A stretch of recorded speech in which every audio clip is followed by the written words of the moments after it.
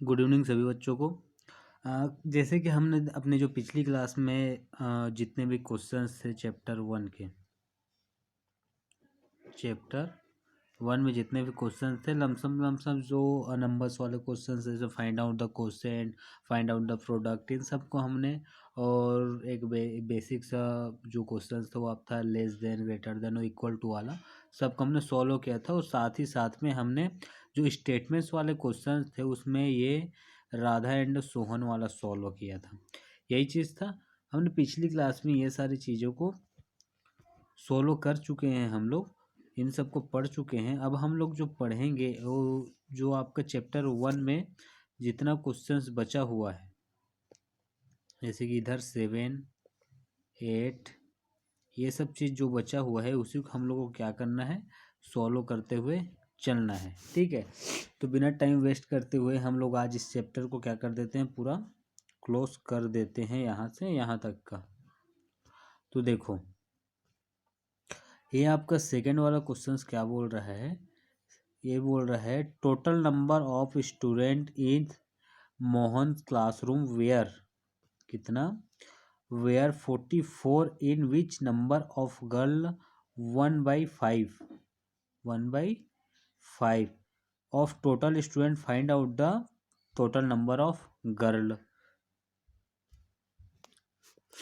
आपके क्वेश्चन क्या बोल रहे हैं, आपका क्वेश्चन बोल रहा है कि मोहन का जो क्लासरूम है, मोहन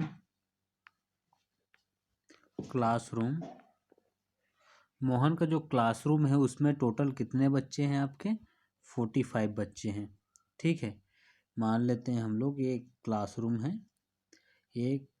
इसको सी लिख देता हूँ। ठीक है, इसको सी नहीं लिखता हूँ, इसमें पूरा टोटल नंबर जो बच्चों का है उसको मैं डोनेट करता हूँ। कितने बच्चे हैं, 45 बच्चे हैं। ये किसका है, ये मोहन का क्लासरूम है, मोहन क्लास। ठीक है, अब 45 बच्चों में से इसमें का 1/5 पार्ट जो है किसका है, गर्ल्स का है। मतलब कि 45 का 1/5 पार्ट जो है गर्ल्स का है। क्वेश्चन तो आपका ही बोल रहा है ना, यहाँ से देखो ध्यान से जरा, total number of student Mohan's classroom were, total number of student Mohan's classroom were, यहाँ पे Mohan classroom were 45, in which number of girl is 1/5 of total student, find out the number of girl, ये बोला गया है आपका। ठीक है, मतलब कि मोहन के क्लासरूम में 45 बच्चे पढ़ते हैं, जिसमें से 1/5 पार्ट है वो आपका किसका है, वो आपका गर्ल्स का है। तो आपको गर्ल्स की जो नंबर्स है उसको आपको बतानी है। ठीक है, तो ये हो गया हम लोगों का डायग्राम डिज़ाइन। ठीक है, और आपको जैसे पता है कि जो फ्रैक्शंस वाली चीज़ें होती है जिसको आप लोग 6th क्लास में पढ़ चुके हो, ये अगर कोई एक बॉक्स है, ठीक है, इसमें अगर मैं ऐसे करके कुछ लाइंस क्लियर कर दूं, इसमें मैं लाइंस क्लियर कर देता हूँ 1, 2,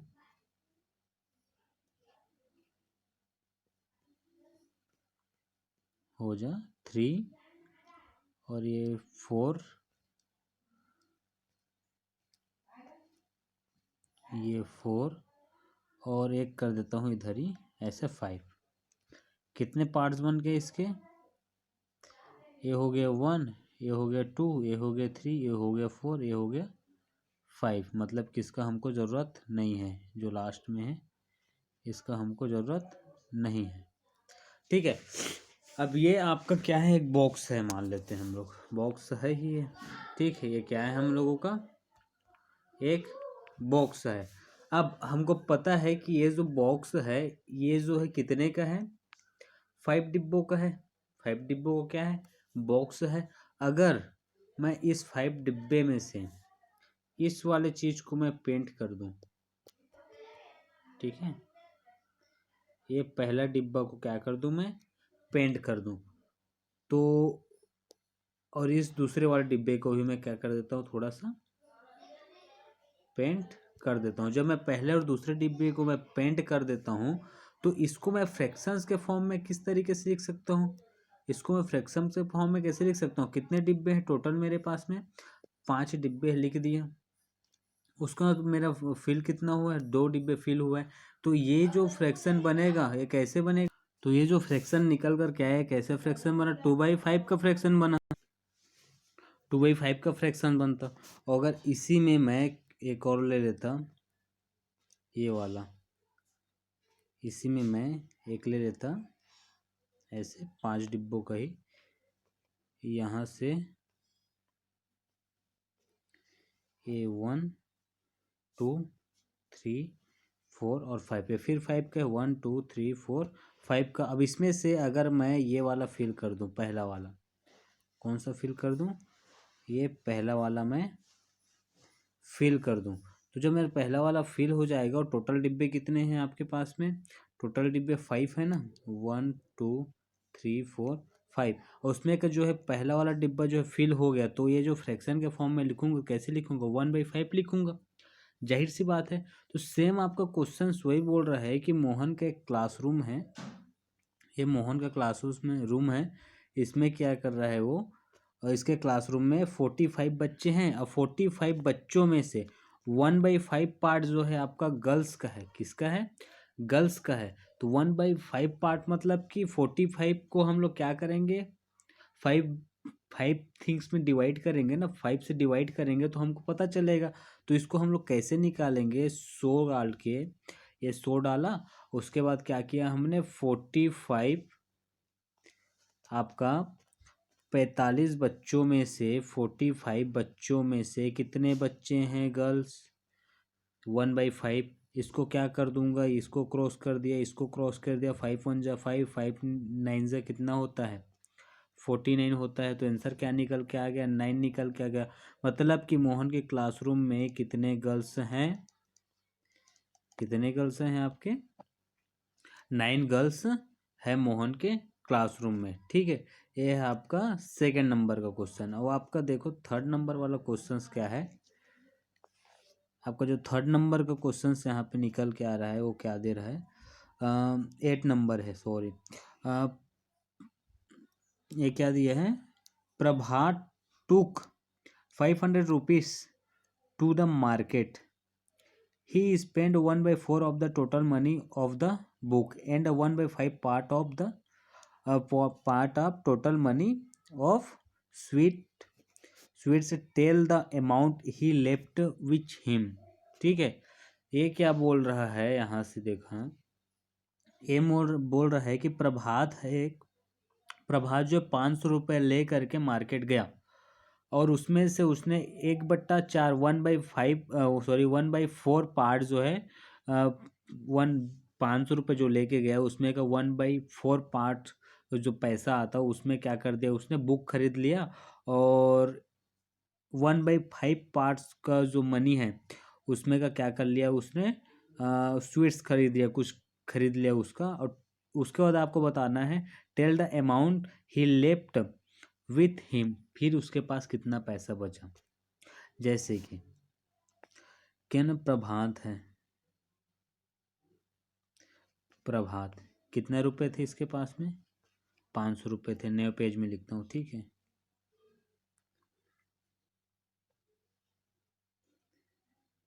प्रभात कितने रुपए थे, 500 रुपये थे, ठीक है।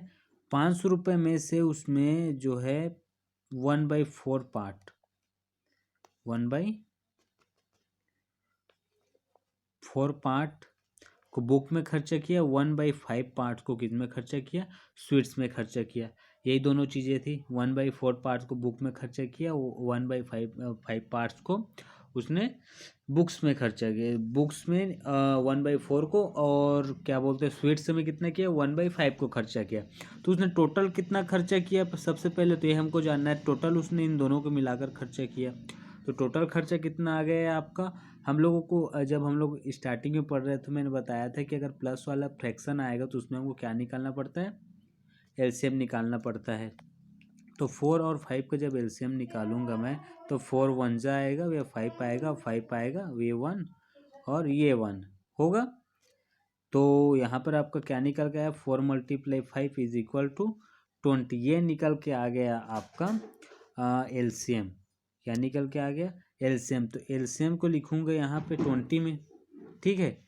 उसके बाद में जो एलसीएम निकलता है उसको हम लोग इससे क्या करते हैं, डिवाइड। तो 20 को जब 4 से डिवाइड करेंगे तो कितना आएगा, 5 आएगा, और 5 का मल्टीप्लाई होगा 1 के साथ में, तो कितना आएगा, 5 1 जा 5। और 5 को हम लोग क्या करेंगे, 5 को हम लोग डिवाइड करेंगे 20 से, तो कितना आएगा, 4 आएगा। तो 4 को मल्टीप्लाई करेंगे इस 1 से, तो यहाँ पर क्या आ जाएगा हम लोगों का, 4 आ जाएगा। इस तरीके से इन दोनों को जब प्लस करेंगे तो कितना आएगा, 9/20। कितना आएगा, 9/20। अब आपको ये देखना है कि उसके बाद में कितना पैसा बच। उसने टोटल खर्च कितना किया, 9/20 का, 9/20 का उसने क्या किया, खर्चा किया। उसके पास पैसे कितने थे, उसके पास पैसे थे 500 रुपये। तब इसको क्या करना है, हमको क्रॉस कर देना है, ये कट गया, ये कट गया, 2 1 जा 2 और 2 25 से आ जाएगा। ठीक है, क्या बचा, 25 × 9। जब इसको हम लोग मल्टीप्लाई करेंगे 225 निकल करके आएगा, मतलब कि उसका टोटल खर्चा होने के बाद में कितना पैसा निकलेगा, 225 रुपये उसके पास में निकलेंगे। ठीक है, 225 रुपये उसके पास में बचेंगे। और आपका जो अगला क्वेश्चन आ रहा है, ये क्या आ रहा है, इस क्वेश्चन को आप लोग खुद फिल बनाओगे। ये क्वेश्चन आपका जो रहेगा, आपका रहेगा होमवर्क। ठीक है, इस क्वेश्चन को आपको बनाना है। ये वाला जो क्वेश्चन है लास्ट वाला, ये होमवर्क रहेगा। एक बार बता देता हूँ कैसे आएगा। जैसे कि ये क्वेश्चन बोला आपको कि a businessman is having ₹660,000 as his total property. He gives 1/2 part of his property to his wife and 1/2 part of remaining to his son and 1/2 part of his daughter. He उसको क्या बोलते हैं, now tell the amount every one get. ठीक है, अब एक businessman है जिसके पास क्या है, 60,000 रुपये का प्रॉपर्टी है। एक बिजनेसमैन है जिसके पास 60,000 रुपये का प्रॉपर्टी है। इसमें का 1/2 पार्ट, कितना पार्ट, 1/2 पार्ट, 1/2 है ना, 1/2 पार्ट अपने वाइफ को दे देता है। 1/2 पार्ट जो है अपने सन को दे देता है। 1/2 पार्ट जो है अपने डॉटर को दे देता है। ठीक है, अपने डॉटर को दे देता है।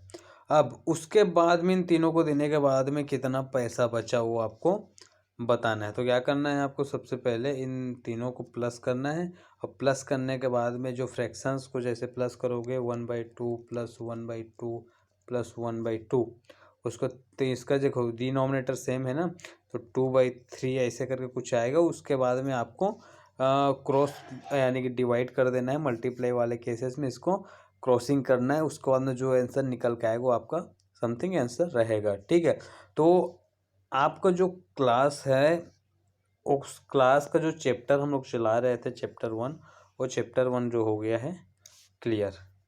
ठीक है, यहीं तक था आपका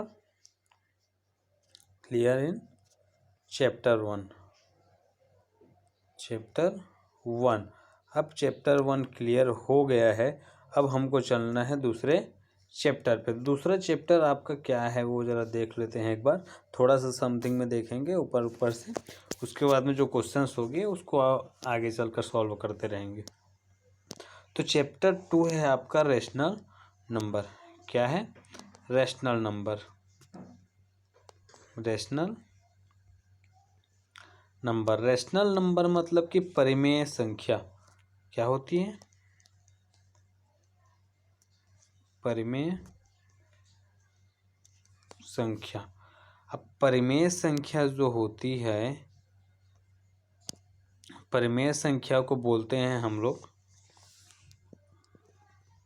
जैसे कि हम लोग देखते हैं कई तरह के नंबर होते हैं, वो नंबर होते हैं परिमेय संख्या जिसको P/Q के फॉर्म में, जिसको P/Q के फॉर्म में हम लोग डिनोट कर सकें, उसको क्या बोलते हैं, परिमेय संख्या बोल। जैसे कहीं पे 2 लिखा है तो 2 परिमेय संख्या होगा। क्यों, क्योंकि इसके नीचे में हम लोग 1 डाल सकते हैं।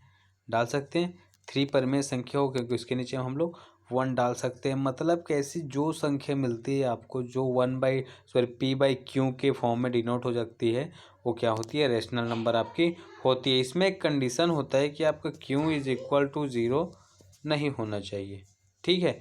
बस इसी बात का ध्यान देना होता है। तो यहाँ से हम लोग चलते हैं यहाँ पे अपने एक्टिविटी फर्स्ट में। एक्टिविटी फर्स्ट का जो कुछ चीज़ें दी गई हैं यहाँ से वो देखते हैं। यहाँ पे देखो आपको दिया गया है, क्या दिया है यहाँ पे आपको,